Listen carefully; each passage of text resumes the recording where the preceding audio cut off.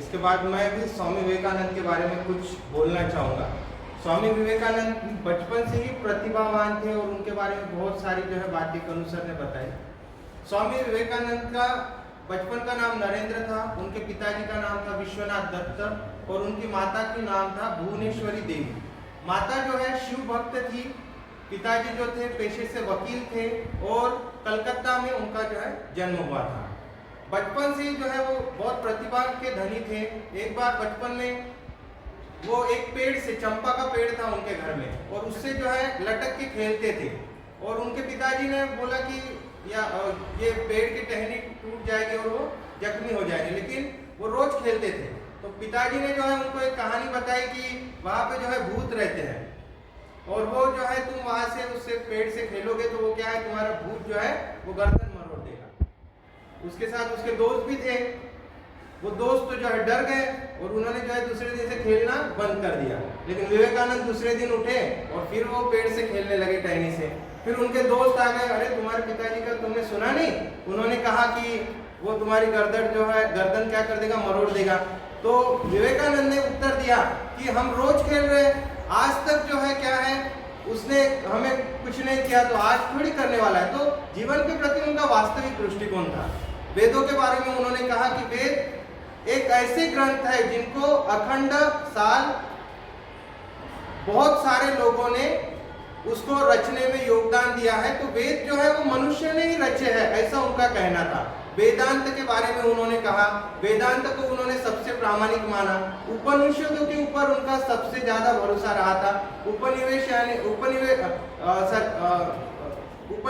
जो उनको ज्यादा उन्होंने पढ़ा था। उसके बाद उनके जीवन में बहुत सारी स्टोरियों से हम अपने जीवन में युवा अवस्था में प्रेरणा ले सकते हैं। एक बार उनके घर के पास से एक बारात जा रही थी और बारात जा रही थी और वो उनको पूछा गया कि यहाँ से कोई बारात गई क्या, तो उन्होंने जो है उसका वो बोले आंसर ही नहीं दे। वो अपने पढ़ने में इतने गूंगा थे, उनका कंसंट्रेशन इतना ज्यादा था कि अपने आसपास शोर शराबा भी हो तो भी उनको पता नहीं चलता था। एक बार वो इतने पढ़ते रहे कि बेहोश हो गए थे। बाद में जब लोगों ने उनको जगाया तो उनको ऐसा पता चला कि ये 3 दिन जो है बिना खाते पीते जो है पढ़ते रहे। और फिर उन्होंने डेट पूछा तो 3 दिन जो है बाद की जो है वो डेट बताई गई। तो उन्होंने जीवन में बहुत त्याग जो है सहन किया। उनके परिवार के ऊपर ऐसी परिस्थिति आई कि परिवार को गरीबी बहुत झेलनी पड़ी और उनके जो है भाई बहनों को खाना देने के लिए भी जो है घर में खाना नहीं बचता था। जब स्वामी विवेकानंद घर में बाहर से आते थे तो उनकी माता को वो बोलते थे कि मैं आज बाहर से पंच पकवान खा के आया, और घर में जो है उपवास रख के जो है वो अपने जीवन में आगे बढ़े। उनकी माता ने बचपन में ही उनको पहचान लिया था। एक बार उनकी माता ने जो है उनको एक चक्कू मांगा, तो चक्कू जब विवेकानंद ने जब उनकी माता को दिया तो चक्कू का जो काटने वाला भाग था वो अपने हाथ में रखा था और उसका जो पकड़ थी वो अपने माता के हाथ में दिया।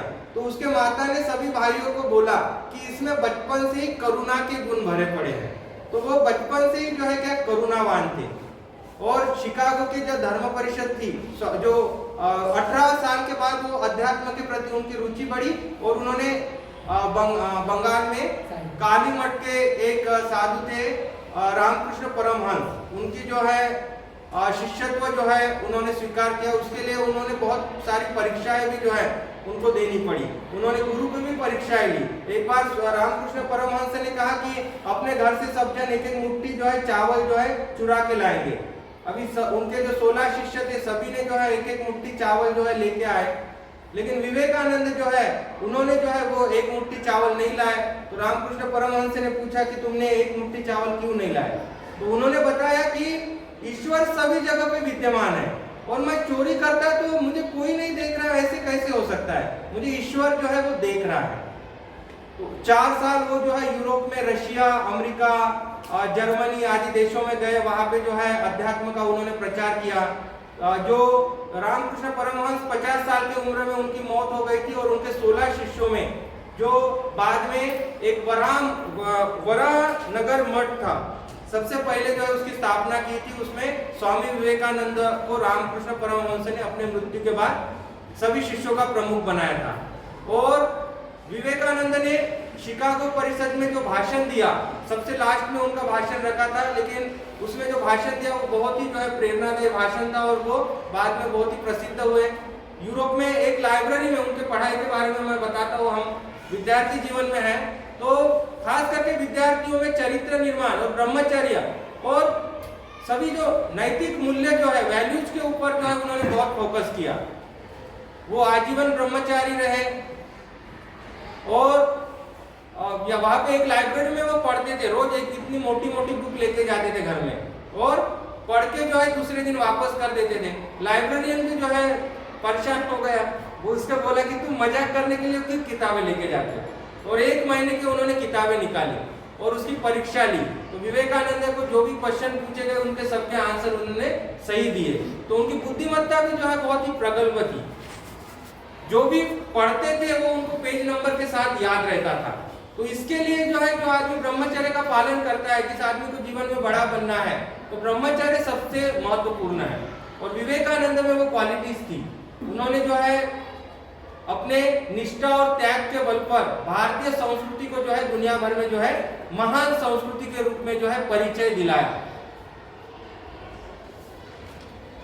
विवेकानंद कहते थे, उन्होंने जो है योग के बारे में जो है बहुत सारे जो है मत रखे। ज्ञान योग, ध्यान योग, कर्म योग और राजयोग। इन चारों योगों में उन्होंने सबसे श्रेष्ठ माना था राजयोग को। उन्होंने अपने शरीर को कष्ट देकर जो है कोई भी ध्यान प्रार्थना करने से मना किया था। एक योगी जो है बनना है तो उसको जो है इस प्रकार की कष्टदायी परिस्थितियों से गुजर के योगी वो बन नहीं सकता, ऐसे उन्होंने बोला। और एक योगी जो है, अगर हम योगी के महत्व को जानना है तो योग एक ऐसा, योग करने के बाद हमें ऐसा महसूस होता है कि एक योगी जो है समुद्र को भी पी सकता है या पहाड़ों में भी रास्ता बना सकता है, ऐसे विवेकानंद का कहना था। तो एक योगी व्यक्ति ऐसा व्यक्ति होता है जो संसार में कोई भी कार्य जो है आसानी से हल कर सकता है। तो विवेकानंद की जो है जीवन से आप जीवन में प्रेरणा लो, उनके जो है सिद्धांतों के ऊपर चलो और हमारे राष्ट्र को जो है राष्ट्र के निर्माण में आगे बढ़ो। उनका जो एक सेंटेंस है, उठो जागो और तब तक ना रुको जब तक ध्येय प्राप्ति ना हो, इस सेंटेंस को जो है याद रखते हुए आप भी इस साल अपने जीवन में उनके जन्म दिवस के उपलक्ष्य में प्रेरणा लेकर आप भी जीवन में आगे बढ़ो। इसी शुभकामनाओं के साथ मैं यहाँ पर रुकता हूँ और इसके बाद मैं तो विवेकानंद ने बोला था, you are creator your own destiny. हम जो है हमारे भाग्य के विधाता खुद होते हैं। उन्होंने हाजत जवाबी मनाफ के बारे में भी बताया। इसमें मैं भी एक बात रखना चाहूँगा। एक बार क्या हुआ कि वो एक बार मेस में खाना खा रहे थे अमेरिका में, तो उनके जो प्रोफेसर थे वो प्रोफेसर उनसे बहुत चिढ़ते थे क्योंकि इनका जो पहनावा वगैरह था वो उनको पसंद नहीं था। तो वो मेस में जब खाना खाने गए तो